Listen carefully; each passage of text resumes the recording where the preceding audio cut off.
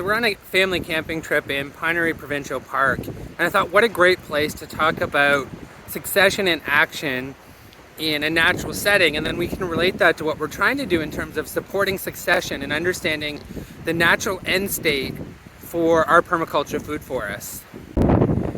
So this is the parking lot, and as you can see, it's pure sand, and we're surrounded at this beach site by these dunes. And so what I hope you notice across these dunes is first this proliferation of grasses and weeds. I apologize, the wind is a really windy day. So let's see the grasses and weeds. And so remember, what they're doing is they're growing in, establishing their tap roots in really terrible soil in this sand. And then what they're enabling is these shrubby vegetation to come in. So grass comes every year, it's an annual, it dies off, it spreads quickly.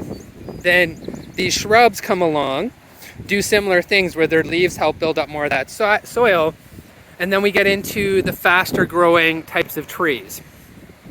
And so all of these purpose is to start from sand, build up some organic matter in the soil and some nutrients, and then come up the succession ladder from grasses and weeds to small shrubs to pioneering trees, and then eventually you'll start to see more hardwoods, more mature trees, and this will grow out as a forest.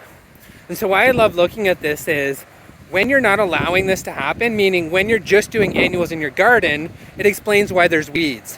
Nature hates this bare soil and what's happening here because it's not optimizing, it's not collecting nutrients, it's not building up organic matter, and it's not harvesting that photosynthesis. But here it is, the grass is here, it's building up that soil, and the shrubs are coming through. So when we think about building our forest, this is the end state. So instead of fighting it, we can introduce and have those layers in our food forest.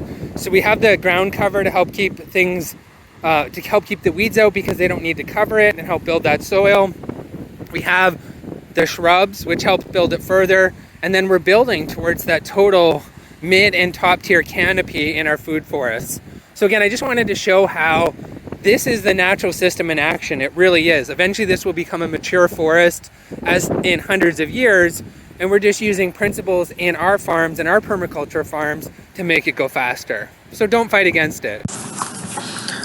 As is usually the case when we visit Pinery, we usually end up at the visitor center at least for an hour to check out the turtles and the snakes and some of the other things that they have there. And I really paid a lot of attention to the one wall where they actually talk specifically about what I was showing, which is succession in the Pinery Dunes. And so I'm going to share some of the visuals that I took of that wall. Hopefully that's okay from a copyright perspective. Thank you, Pinery Ontario Provincial Parks, for the amazing park as well as some of this amazing educational material. And hopefully you can see that I'm really trying to further that understanding for the visitors of the park and people that are growing food. So hopefully that appeases any sort of copyright concerns.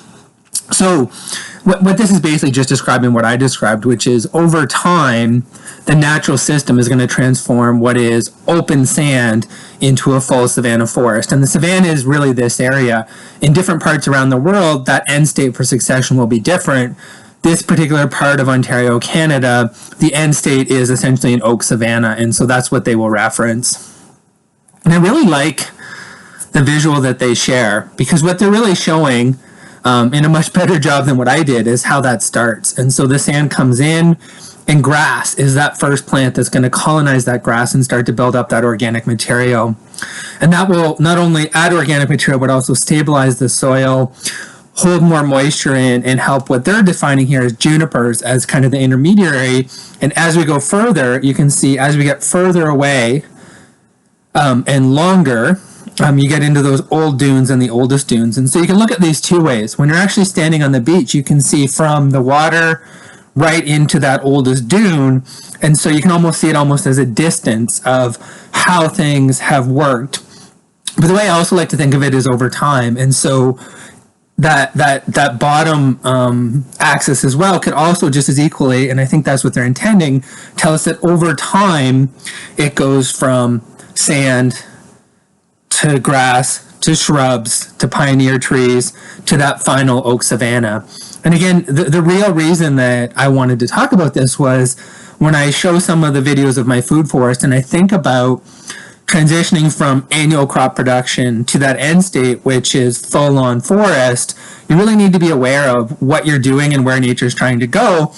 And you can see the problems you might have. If you've ever walked along the beach or you've had a cottage there, you know that keeping the grass off the beach is a big problem. And I know people who spend a lot of time trying to stop that from happening because they like that open sand and they're fighting nature. And equally, along this path of succession, when we're trying to keep bare soil, when we're trying to keep our area just for annuals, we're going to have to fight nature. And so that requires effort and your time in order for that to happen. And it's really important to have this understanding of where nature wants to go so you can understand those trade-offs of whether you want to fight it or go along with it.